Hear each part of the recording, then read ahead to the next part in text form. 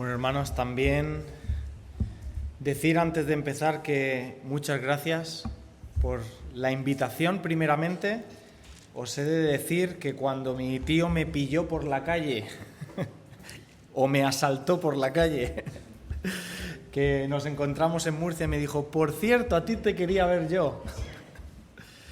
Pues al principio decía, ¡guau, madre mía! Yo no sé si voy a ser capaz de transmitir lo que una iglesia de 33 años quiere escuchar. No lo sé, pero sé que he recibido mucho cariño. Nosotros como familia hemos recibido mucho cariño de vosotros. Gracias. Y mi deseo es que la palabra de Dios pueda transformar nuestros corazones. Que este tiempo, que esto que hemos compartido realmente cale en cada uno de vosotros. Que no me hayáis mirado a mí, sino que hayáis mirado a la palabra. Y que sigáis otros 33 años más y que yo pueda verlos. Con 66 años, si queréis, me podéis invitar otra vez.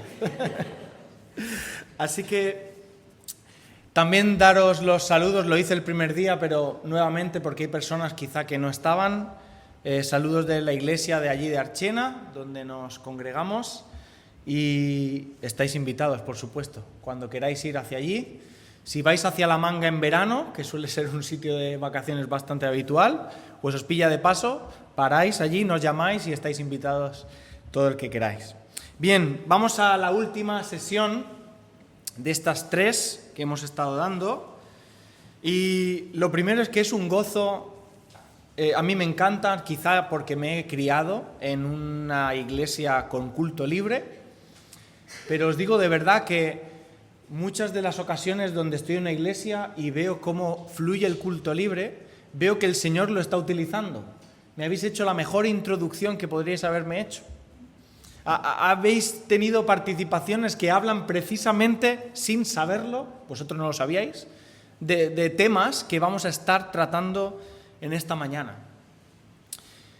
Por hacer una recapitulación rápida, la primera sesión vimos que una iglesia firme tiene una esperanza inquebrantable.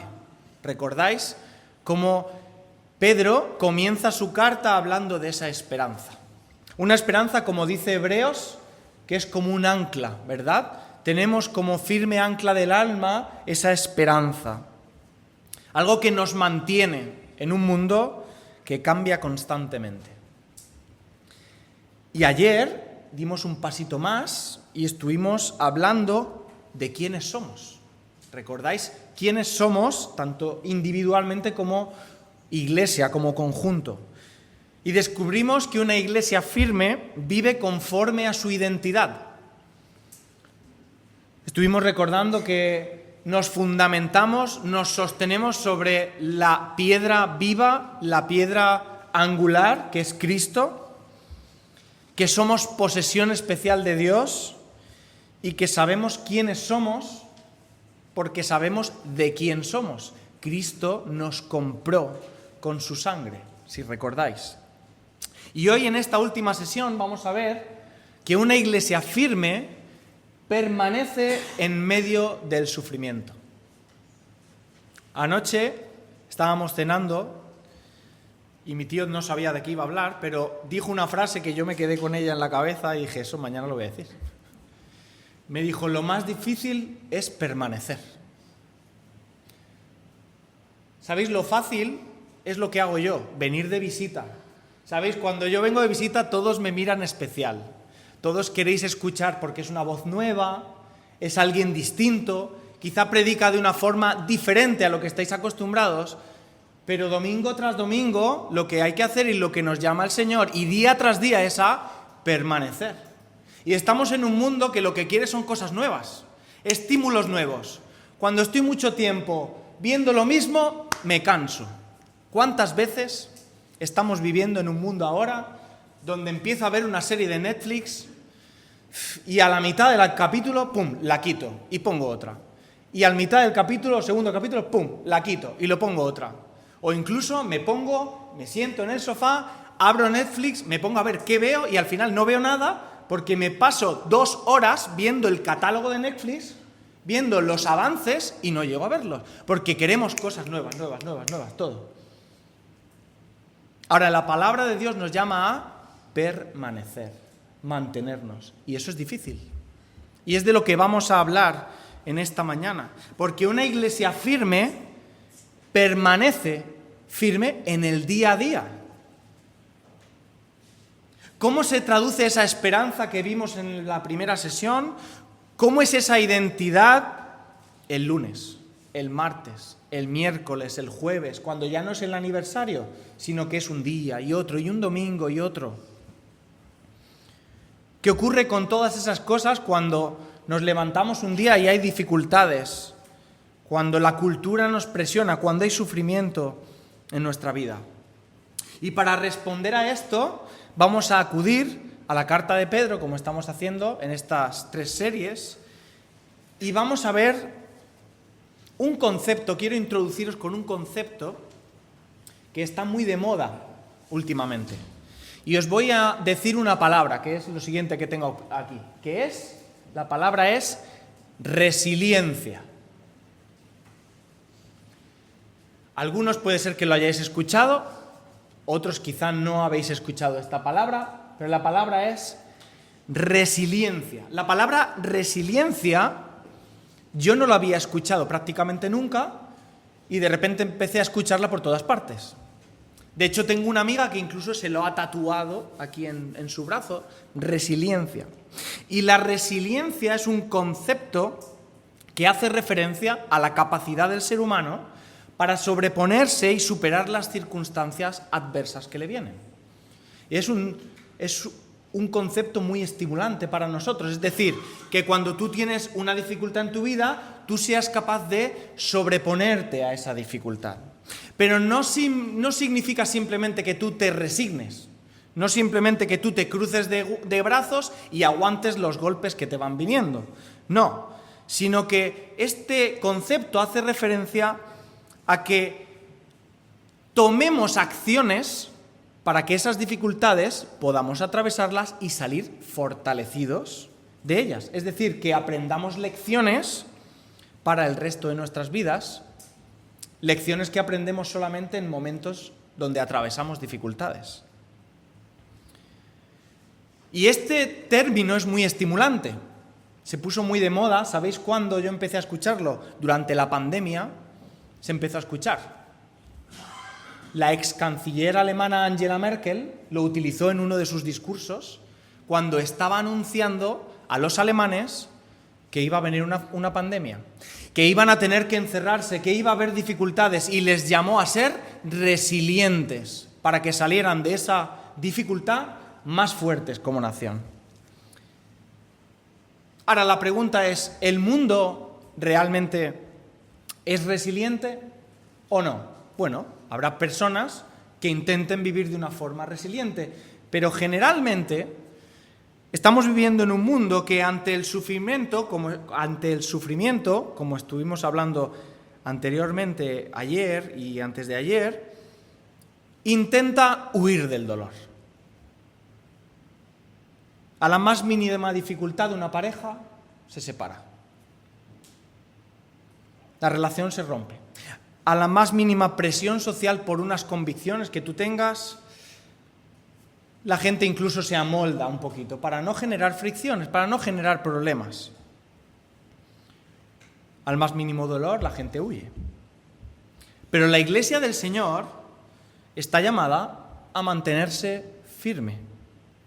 No actuar como este mundo, fluctuando según venga el viento, sino a permanecer inamovible en medio de las circunstancias. Así que hoy quiero que veamos cómo una iglesia puede permanecer firme ante el sufrimiento. Ahora, antes de meternos en el capítulo, os voy a hacer un spoiler de lo que vamos a ver, pero no vamos a empezar todavía. Vamos a estar hablando del capítulo 5 de Pedro, pero no podemos llegar al capítulo 5 de Pedro sin entender algo que está en el capítulo 4. Y como no tenemos tanto tiempo para explicar el capítulo 3, el capítulo 4 y el capítulo 5, vamos a sobrevolar un texto que se encuentra en el capítulo 4 para luego aterrizar en el capítulo 5. Pero tenemos que entenderlo porque si no, vamos a llegar al texto en el cual yo quiero basarme hoy Y vamos a tenerlo simplemente como una lista de tareas que yo puedo ir marcando un tic a la hora de sobreponerme en el sufrimiento, pero no vamos a entender por qué me vienen las dificultades en la vida. Porque esa es la gran pregunta, ¿verdad? Tú hablas con alguien que no es creyente y si no es la primera pregunta, va a ser la segunda: ¿por qué Dios permite el sufrimiento? ¿Por qué tenemos tanto sufrimiento en el mundo? Seguramente sea la primera pregunta que te hagan. Así que antes de aterrizar, vamos a ver unos conceptos que están en el capítulo 4. Y en el capítulo 4, Pedro va a hablarnos acerca del sufrimiento. Primera de Pedro 4, del 12 al 16. Dice: amados, no os sorprendáis del fuego de prueba que os ha sobrevenido, como si alguna cosa extraña os aconteciese, sino gozaos por cuanto sois participantes de los padecimientos de Cristo, para que también en la revelación de su gloria os gocéis con gran alegría. Si sois vituperados por el nombre de Cristo, sois bienaventurados, porque el glorioso Espíritu de Dios reposa sobre vosotros. Ciertamente, de parte de ellos, Él es blasfemado, pero por vosotros es glorificado. Así que ninguno de vosotros padezca como homicida o ladrón o malhechor o por entremeterse en lo ajeno. Pero si alguno padece como cristiano, no se avergüence, sino glorifique a Dios por ello. Hasta aquí yo quiero que antes de seguir entendamos tres conceptos que Pedro quiere que estas personas que reciben la carta entiendan. Y son personas que estaban entendiendo perfectamente lo que era el sufrimiento. Lo primero que hemos leído y el primer concepto que quiero que entiendas es que el sufrimiento no debe sorprenderte. Empieza: amados, no os sorprendáis. El sufrimiento no debe sorprendernos, y la palabra que utiliza aquí para sorprendernos es no os extrañéis, es la misma raíz que la palabra extranjero. Así que está diciendo Pedro aquí: no tratéis al sufrimiento como un extranjero que no debería estar en vuestra vida, como alguien de fuera que viene que no debería estar ahí. No. ¿Por qué? Porque durante toda su carta, que ya he dicho que la primera carta de Pedro tiene muchos temas, y está hablando ayer estuvimos hablando de la identidad, pero después de ese tema de la identidad va a hablar de cómo debían comportarse ellos con los gobernantes, con los sirvientes, entre ellos. Y entonces dice: si tenéis esta identidad y vivís de esta forma, ¿sabéis lo que va a pasar? Que va a haber fricciones con el resto de la cultura, porque vivís en una cultura distinta, como ayer estuve hablando de el que iba contracorriente, ¿verdad? Si vivís distinto en un mundo que piensa diferente a vosotros, el sufrimiento no es accidental, no os sorprendáis de él. Incluso en ocasiones puede ser una señal de que vais en la dirección adecuada. No os sorprendáis del sufrimiento. Es lo primero que Pedro nos deja aquí claro. Lo segundo, quiero pasar por aquí rápido, lo segundo es que el sufrimiento, dice el texto, que es participación con Cristo. Y la palabra aquí de participación es koinonía, que es comunión. Nosotros en que estamos ahora mismo en comunión, ¿verdad? Estamos juntos. Y dice: sois participantes de los padecimientos de Cristo. Cuando sufrimos por nuestra fe, no estamos alejándonos de Dios, sino acercándonos a Él. Estamos en comunión con esos propios padecimientos que tuvo el Señor. Es decir, que el sufrimiento, por causa del Evangelio, no nos está separando de Dios, sino acercando a Dios. Y lo tercero es algo que tiene que aclarar, porque si no se hubiera escrito el versículo 15 y 16, esto sería una licencia para, todo lo que me pasa, pero no, lo aclara. Y lo que aclara en el versículo 15 y 16 es que no todo el sufrimiento tiene el mismo valor. Hay que distinguir. Cuidado, porque dice que nadie sufra por ser malhechor, por ser ladrón, por entrometerse en lo ajeno. Porque ¿sabéis lo que nos pasa a los seres humanos? Que en el sufrimiento todo miramos al Señor. Oye, Señor, ¿cómo me envías esta prueba? Oye, a lo mejor es que estás haciendo algo que no agrada al Señor. A lo mejor simplemente esos padecimientos que están en ese momento en tu vida son la consecuencia de tus actos, de haberte alejado de Él, de haber obrado en contra de la palabra de Dios, y al final eso tiene consecuencias también. Así que tampoco podemos decir que todo el tipo de sufrimiento es o tiene ese propósito de acercarnos al Señor. Cuidado. Ahora, si sufrimos por Cristo, por nuestra fe, entonces sí, nos acercamos a Él. Y con estas tres verdades en mente, es como ahora necesitamos acercarnos al texto de 1 de Pedro 5, desde el 6 hasta el 11. Este es el texto que vamos a estar hablando en esta mañana. 1 de Pedro 5, del 6 al 11. Dice así: Humillaos, pues, bajo la poderosa mano de Dios, para que Él os exalte cuando fuere tiempo, echando toda vuestra ansiedad sobre Él, porque Él tiene cuidado de vosotros. Sed sobrios y velad, porque vuestro adversario el diablo, como león rugiente, anda buscando a quien devorar, al cual resistidle firmes en la fe, sabiendo que los mismos padecimientos se van cumpliendo en vuestros hermanos en todo el mundo.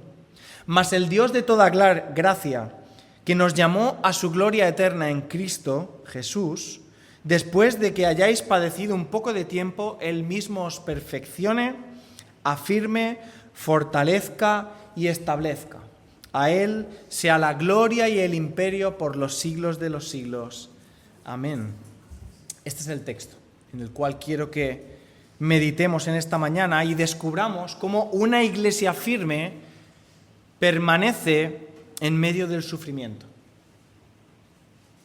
Y la primera característica es que una iglesia firme, que es capaz de permanecer en medio del sufrimiento, es una iglesia que confía en Dios. Que confía en Dios. El texto que hemos leído ahora comienza diciendo una palabra que dice: humillaos, pues. Y cuando vemos algo así en la palabra de Dios, tenemos que frenar de golpe y decir, pues, lo que está haciendo es referirse a lo que ha hablado anteriormente. Así que no podemos avanzar sin entender esto.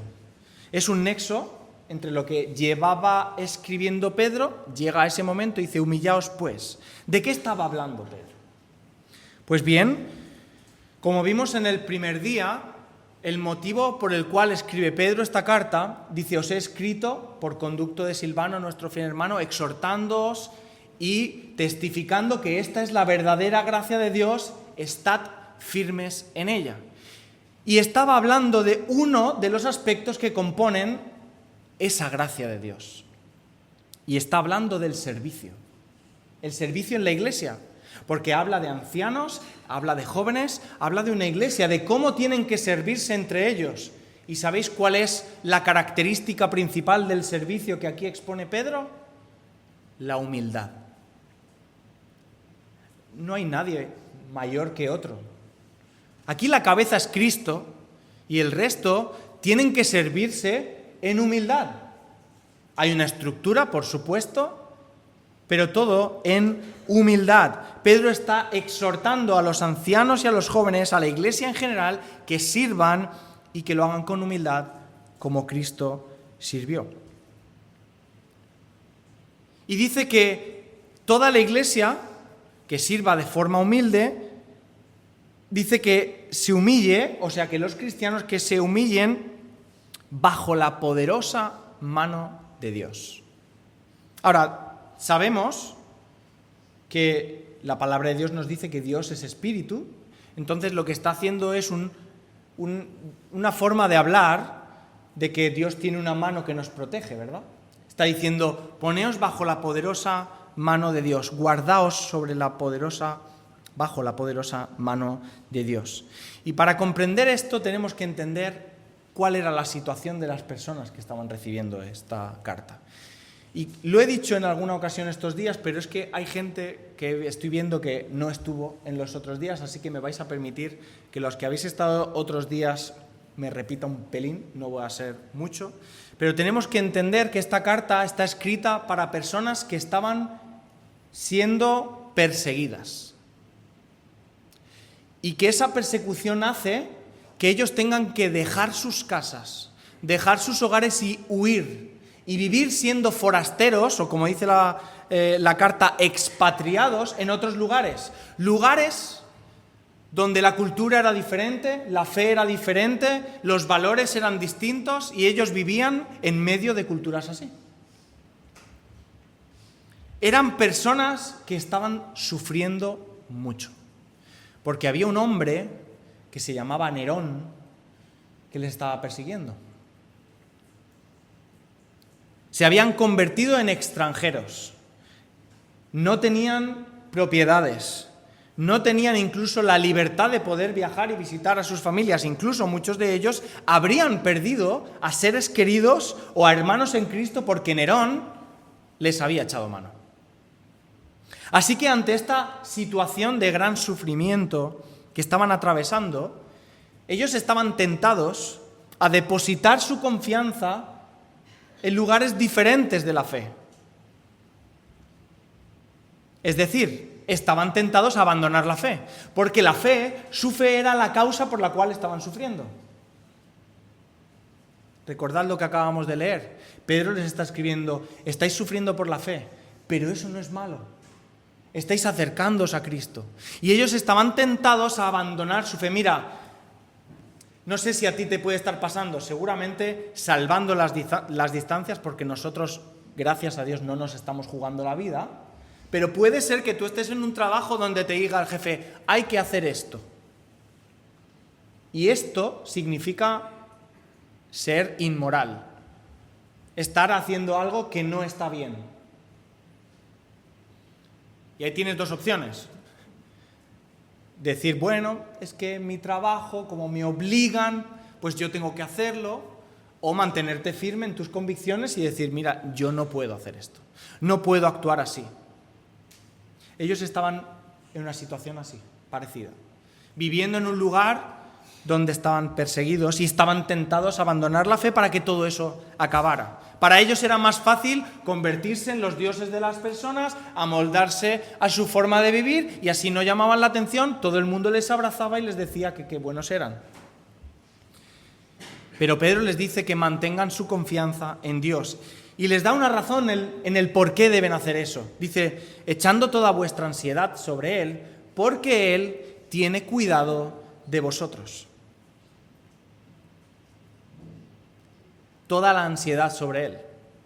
Ya estuvimos hablando también ayer de la ansiedad, ¿verdad? Ese sentimiento de miedo, de temor, de inquietud por lo que va a pasar, por lo que puede pasar. Es una reacción habitual para nosotros cuando estamos en peligro o en sufrimiento. Tener ansiedad. ¿Cómo me va a ir la vida? ¿Qué me va a pasar? Y Pedro les está animando a que echen su ansiedad sobre Dios. Es decir, echa tu ansiedad sobre la causa por la cual estás sufriendo, tu fe. Fíjate, ¿verdad? ¿Dónde estamos echando nosotros nuestra ansiedad? Porque a veces nos apoyamos en muchos lugares que no son Dios. Pedro les da la razón clave y es porque Dios tiene cuidado de vosotros. Él tiene cuidado de vosotros. A pesar de las dificultades, por muy difíciles que fueran, Dios iba a cuidar de ellos. Y eso era algo que tenemos que entender, que Pedro no está escribiendo aquí porque se sabe la teoría, sino que él lo había vivido. Porque no hemos hablado todavía de quién es el Pedro que escribe esta carta. Pedro tuvo que aprender en su vida que el Señor iba a cuidar de él y que él podía echar su ansiedad sobre él, porque él iba a tener cuidado de sus hijos, en este caso suya. ¿Sabéis? Pedro, el que escribe esta carta, en un momento dado intenta persuadir al Señor de que no vaya a la cruz. Y el Señor le tiene que apartar y decirle unas palabras muy duras. Le dice: apártate de mí, Satanás. Este Pedro que le dice al Señor: mi vida daré por ti, horas después de decir esa frase, niega al Señor 3 veces. Y además, cuando analizas ese texto, él no está negando al Señor ante una autoridad o personas que pudieran en ese mismo momento mandarle a crucificar. No, está negándole ante personas de la calle. Personas que le ven, que pasan por allí, que no tienen ningún poder para hacerle nada malo. Dicen: oye, tú ibas con él. No, yo no. El miedo y la ansiedad se apoderó de él y él huyó. Pero él aprendió. Y cuando el Señor resucita y se presenta ante él, le pregunta 3 veces: Pedro, ¿me amas? ¿Verdad? Y en la última de las respuestas de Pedro, él dice: Señor, tú sabes todas las cosas. Señor, tú me habías dicho que te iba a negar. Yo pensaba en ese momento que no, pero era verdad. Señor, yo reconozco que tú lo sabes todo, que tú lo puedes todo. Te estoy viendo resucitado. Si has podido resucitar, ¿qué no vas a poder hacer? Pedro pudo experimentar los planes soberanos y poderosos de Dios y aprendió a depositar su vida y su confianza en Él. Y esa persona que huyó 3 veces y negó 3 veces al Señor, acabó predicando el Evangelio delante de aquellos que habían matado a su Señor. Y cuando le cogían, le encarcelaban y le azotaban y le decían: no hables más de este hombre, él a ellos a la cara le dijo: es necesario obedecer a Dios antes que a los hombres. Matadme si queréis. Y lo mataron al final. Porque Pedro murió también crucificado. Boca abajo, dice la tradición. Así que Pedro aprendió estas lecciones. Y Pedro está escribiendo esta carta sabiendo lo que está diciendo, porque el Señor se lo había demostrado. Incluso en medio de esas persecuciones, Él alienta a los creyentes a depositar su confianza en Dios. ¿Por qué? Porque tienen una esperanza futura reservada para ellos. ¿Cuál? La que vimos al principio de la carta, ¿verdad? Una esperanza con una herencia incorruptible, inmaculada e inmarcesible, que está reservada en los cielos para nosotros. Como sabéis, tenemos 3 hijos, mi mujer y yo. A Lara seguramente la habéis escuchado bastante. Bueno, a Ethan y a Emma también. Pero recuerdo una época, cuando Ethan tenía aproximadamente 3 años, que por la noche era bastante complicada. Él se despertaba todas las noches con miedo. Y me llamaba y me hacía ir a su habitación y me decía: papá, tengo mucho miedo. Está muy oscuro todo. Y intenté todas las técnicas. Yo le había puesto una lamparita, fui allí, le contaba historias, bueno, todo lo que os podéis imaginar. Pero solamente había una forma en la cual mi hijo Ethan conseguía volver a dormirse. Y es que yo le decía: vale, Ethan, tranquilo, que yo me voy a sentar aquí a tu lado y me voy a quedar contigo hasta que te duermas. No me voy a ir. Y cuando él sentía que yo estaba sentado a su lado, junto a su cama, esa seguridad hacía que se volviera a quedar dormido. Y sabéis, yo no encendía ninguna luz. La habitación estaba exactamente igual que cuando a mí me había llamado. La diferencia era que él sentía que yo estaba con él. Hermanos, la oscuridad y las dificultades en nuestra vida van a venir. Estas personas lo sabían claramente. Pedro lo sabía cuando escribe estas palabras. Estas personas eran utilizadas como entretenimiento en los circos romanos. Cuando Pedro aquí compara a nuestro enemigo Satanás con un león, no lo hace porque sea un animal muy bonito y fiero. Lo hace porque ellos sabían perfectamente que había en un circo romano. Y cuando los ponían en ese circo, lo que soltaban ahí eran leones, para que se los comieran. Ni mucho menos para ellos era fácil descansar bajo la poderosa mano de Dios, mantenerse firmes en la fe, en su esperanza, en su Salvador.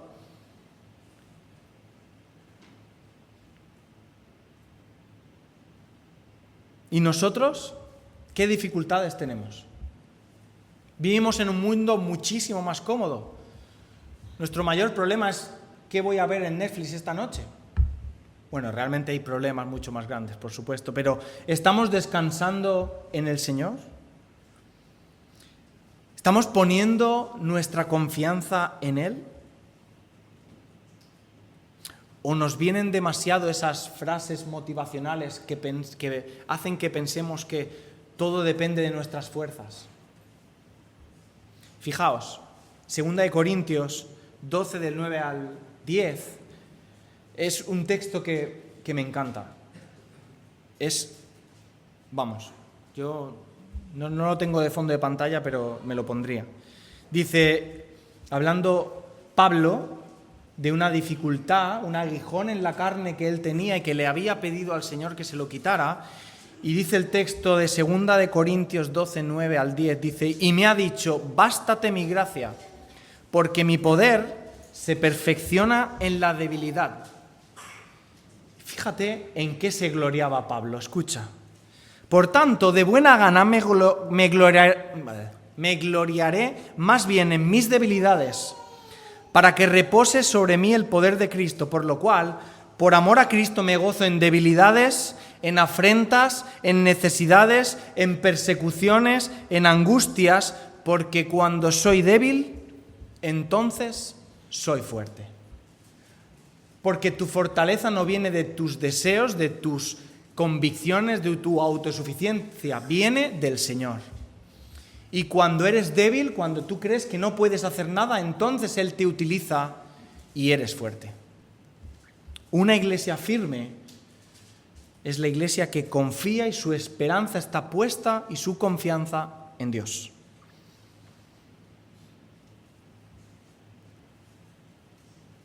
Lo segundo que podemos ver es que una iglesia firme es una iglesia que vela, que se mantiene velando, vigilando. Fíjate, versículo 8 y 9, dice, sed de espíritu sobrio, estad alerta, pues vuestro adversario, el diablo, anda al acecho como un león rugiente buscando a quien devorar, pero resistidle firmes en la fe, sabiendo que los mismos padecimientos se van cumpliendo en vuestros hermanos en todo el mundo. Aquí, Pedro, cuando analizas el tipo de expresiones que utiliza, cambia de los versículos anteriores eran o hacían referencia a una actitud de descanso, de entrega y de confianza. Es decir, confía en el Señor, humíllate bajo su poderosa mano, descansa en Él. Pero ahora cambia y vemos palabras de alerta, de vigilancia, incluso podríamos decir de actitud de combate. Porque permanecer en medio del sufrimiento no significa cruzarnos de brazos de forma pasiva, sino estar despiertos para hacer frente a los ataques del enemigo. Ismael en esta mañana estaba compartiendo esto de cómo tenemos una batalla espiritual constante. Y Pedro, como he dicho, utiliza la metáfora de este león rugiente. Si os gustan los documentales de la 2, aunque sea para dormir la siesta, sabréis perfectamente cómo cazan estos animales que son felinos. Yo siempre me acuerdo del abuelito Santiago con los documentales de la 2. Los felinos cazan mediante un método que se llama el acecho. Y esto consiste en quedarse completamente escondidos, agazapados entre la maleza, vigilando de cerca la manada y esperando muy pacientemente a que alguno de los miembros de la manada se despiste, baje la guardia, se quede solo y con el factor sorpresa pueda abalanzarse sobre él. Normalmente no atacan a manadas grandes, esperan, vigilan cuál es el más débil del grupo, cuál es el que más se separa del grupo, y cuando uno está aislado, entonces estos animales atacan. Hermanos, los creyentes, la Iglesia del Señor, somos la presa predilecta y favorita de Satanás. Y especialmente cuando estamos sufriendo, somos más vulnerables. Porque cuando pasamos por pruebas o por enfermedades, en ocasiones nos vamos separando del grupo, nos vamos separando de la iglesia. Y Satanás va a esperar al más mínimo descuido. Satanás va a utilizar las quejas. Satanás va a utilizar las divisiones. Satanás va a utilizar los problemas personales para que nosotros empecemos a aislarnos del grupo, a separarnos, para poder atacar. Por eso nuestra actitud debe ser esa de vigilancia, de estar alerta, de estar en vela, velando. Ahora, ¿cómo podemos nosotros realmente luchar en contra de un enemigo tan feroz como Satanás? Lo primero es que por nuestras propias fuerzas no podemos. El texto nos dice que cómo tenemos que resistirle. Dice resistirle firmes en la fe. Resistirle firmes en la fe. Y en estas 3 sesiones, y mucho más si estudias toda la carta de Primera de Pedro, vemos lo que significa estar firmes en la fe. Significa estar cimentados sobre la roca, que es Cristo. Significa tener una conducta que refleje nuestra esperanza inquebrantable. Significa tener una identidad muy clara. Significa estar unidos, seguir en comunión, seguir juntos. Porque Satanás va a esperar a que cualquiera de nosotros nos aislemos para atacar. Porque Dios nos da una iglesia también para que nos ayudemos y nos agrupemos entre nosotros para resistir firmes a este enemigo. Pedro les va a recordar que no están solos en el sufrimiento. Primero en el capítulo 4 dice, no os sorprendáis del fuego de prueba, estáis participando de los sufrimientos con Cristo. Y ahora les dice, resistidle firmes en la fe, sabiendo que estas mismas aflicciones se repiten en vuestros hermanos de todo el mundo. No estáis solos. Y cuando estamos unidos es más fácil poder vencer o resistir esta batalla. Es mucho más llevadero cuando tienes un lugar y unos hermanos que pueden apoyarte. Así que si estás sufriendo, que no lo sé porque no sé tu situación personal, si estás sufriendo, no te aísles de tus hermanos, apóyate en ellos. Si estás en una dificultad y en un problema, acude a la iglesia, no te quedes en tu casa. Quizá esto no lo tengo que decir a vosotros que estáis aquí, sino a los que están en su casa, pero también por si en algún momento te ocurre. Si tienes una dificultad, si no tienes ganas, si lo que te pide el cuerpo es aislarte, no lo hagas. Y si tú no estás sufriendo, pero ves a alguien a tu alrededor que lo está haciendo, ve y ofrécele tu apoyo. Ofrécele tu hombro. En muchas ocasiones no hace falta ni siquiera hablar, simplemente estar. Pero Pedro no termina aquí con estas actitudes, sino que nos lleva a este último punto, que es que una iglesia no solamente confía, una iglesia no solamente vela o vigila, sino que también una iglesia espera en el Señor. Y estas son después de estas palabras ya viene el saludo final. Es decir, estas palabras son las últimas palabras con lo que quiere Pedro que se queden sus oyentes, porque los oyentes de esta carta, los que la reciben. Tú piensas que cuando tú escribes una carta, pues muchas veces el inicio y el final de la carta, ahí hay material potente. Estas son las últimas palabras o indicaciones que Pedro tiene en su carta. Y dice así: después de que hayáis sufrido un poco de tiempo, el Dios de toda gracia que os llamó a su gloria eterna en Cristo, Él mismo os perfeccionará, afirmará, fortalecerá y establecerá. A Él sea el dominio por los siglos de los siglos. Amén. Llegamos al final de esta carta y Pedro ahora quita los ojos de ese león rugiente y de ese peligro y los pone otra vez en el cielo. Los pone mirando hacia arriba. Porque una iglesia firme sabe que tiene que esperar en aquel que es fiel. Él es fiel.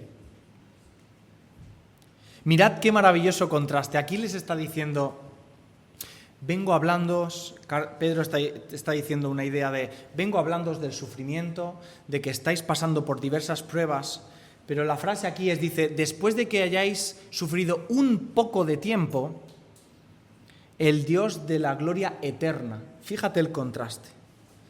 Aquí está comparando Pedro las aflicciones del mundo con un poco de tiempo y a Dios con el eterno. ¿Qué son los sufrimientos y las dificultades de este mundo en comparación con la gloria eterna de Dios? Pero tras el sufrimiento, Pedro nos habla de que Dios ha prometido 4 cosas aquí en este texto. Hay 4 verbos que dice que nos perfeccionará, afirmará, fortalecerá y establecerá. El primero, que es nos perfeccionará, es el término que se utilizaba para remendar unas redes rotas. Cuando unos pescadores tenían unas redes que estaban rotas y que había que repararlas, ese término era perfeccionará. Significa que aunque el sufrimiento nos desgaste, que aunque el sufrimiento genere agujeros en nuestra vida, el Señor va a reparar esos agujeros. Dios viene y nos promete que nos va a remendar y a dejarnos listos para funcionar perfectamente otra vez. Lo segundo es que nos afirmará. Y afirmará tiene que ver con la dureza. Con algo tan duro como una piedra, una roca. Viene de la raíz que significa poner un soporte. Es decir, Dios en medio de estas pruebas nos va a ayudar a que soportemos todo esto, a que seamos duros, fuertes. Después, la tercera palabra es fortalecerá. Y esta palabra se utiliza para describir el vigor físico o la fuerza de una persona. Incluso se utiliza a veces para definir la fuerza de un ejército. Significa que Dios nos dará las fuerzas que nosotros necesitamos y no tenemos. Nos dará la resistencia que nosotros necesitamos y no tenemos. Porque en los sufrimientos y en las dificultades no son nuestras fuerzas las que van a prevalecer, sino las que Él nos va a aportar. Él nos fortalecerá. Y por último, nos establecerá, que es un término de arquitectura que habla de poner cimientos, de colocar a alguien sobre una base firme. Este término se utiliza cuando el Señor Jesús habla al final del Sermón del Monte de 2 tipos de personas: los que escuchan el sermón y edifican su casa sobre la roca, o el que edifica su casa sobre la arena. Aquel que edifica sobre la roca es ese término, está establecido sobre la roca. Hermanos, vivir de esta manera en un mundo tan cambiante es un reto muy difícil. Y lo primero que tenemos que entender es que este texto no está aquí para que salgamos como cuando lees un libro motivacional con una motivación extra para vivir el día a día, sino que esto lo que nos hace es que empecemos a mirar las dificultades que tenemos, analizándolas y sabiendo si vienen de que son dificultades porque estamos manteniendo nuestra fe en este mundo, o por otra parte porque no estamos viviendo como el Señor quiere que vivamos. Porque si tus dificultades vienen porque no vives como el Señor quiere que vivas, entonces ahí hay otro problema. Aquí lo que dice el texto es que consideremos al Señor como el fundamento de todo. Si os fijáis, en todas las 3 sesiones tienen algo en común y es: deja de mirar tu ombligo y mira al Señor. De ahí viene tu esperanza, de ahí viene tu identidad y de ahí viene tu fortaleza para permanecer en el sufrimiento. No sé cuántos de vosotros recordáis los cuadernillos Rubio. ¿Os recordáis los cuadernillos Rubio? ¿Verdad? ¿Cuántos cuadernillos Rubio habéis hecho? ¿Verdad? Bueno, a lo mejor algún joven no sabe muy bien de lo que estoy hablando. Entonces, para los generación Z, vamos a explicar qué son los cuadernillos Rubio.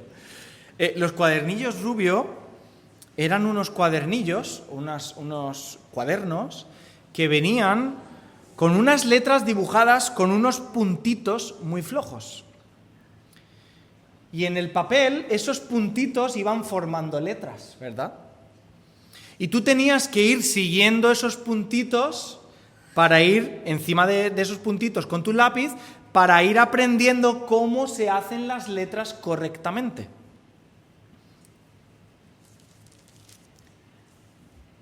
Quiero que vayas con tu Biblia a Primera de Pedro capítulo 2, versículo 21.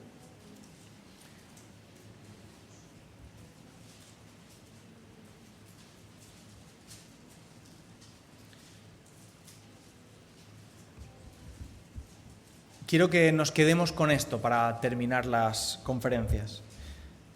Primera de Pedro 2:21 dice: pues para esto fuisteis llamados, porque también Cristo padeció por nosotros, dejándonos ejemplo para que sigáis sus pisadas.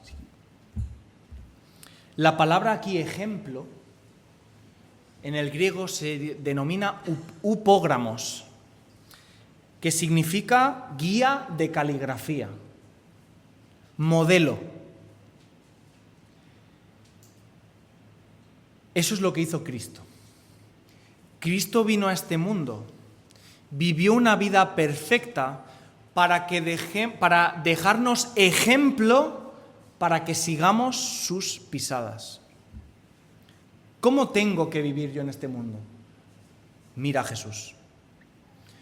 ¿Cómo tengo que enfocar la crianza de mis hijos? Mira a Jesús. ¿Cómo tengo que enfocar mi matrimonio? Mira a Jesús. ¿Cómo tengo que enfocar los sufrimientos en mi vida? Mira a Jesús. Él nos dejó ejemplo para que sigamos sus pisadas, como esa especie de puntitos. Por mucho que tú quieras hacer la A redonda, bueno, la A mayúscula me refiero, la A mayúscula redonda, pues lo siento mucho, pero eso no es una A. Y a veces en nuestras vidas nos pasa eso, que queremos que nos vaya bien, pero a nuestra manera, a nuestra forma, y queremos que la iglesia funcione bien a nuestra manera y a nuestra forma, y dejamos el modelo a seguir. Cogemos el modelo y decimos, vale, tú aquí, no molestes mucho, que yo tengo que hacer una iglesia más moderna, una iglesia que esté fundamentada como en otras ocasiones hemos estado leyendo. Queremos encajar a Dios en el modelo que a nosotros y en el molde que queremos nosotros, en lugar de imitarle a Él.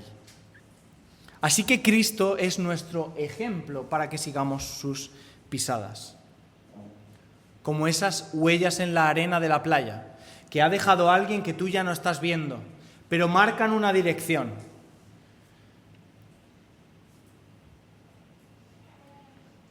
Hemos dicho en estos días que queremos ser, yo me incluyo con vosotros, una iglesia firme, que se mantenga firme en este mundo cambiante. Y en estas sesiones Dios nos ha estado enseñando que debemos mantenernos en una esperanza inquebrantable, que debemos mantenernos con una identidad que transforma nuestra forma de vivir y que debemos permanecer firmes ante el sufrimiento, confiando en el Señor, velando, esperando en Él y siguiendo su ejemplo. Espero, hermanos, que podamos ser personas que buscan al Señor y siguen su ejemplo, que siguen constantemente con sus vidas el ejemplo de Cristo. Así que, como dice Hebreos 10:23, mantengámonos firmes sin fluctuar la profesión de nuestra esperanza, porque fiel es el que prometió. Vamos a orar.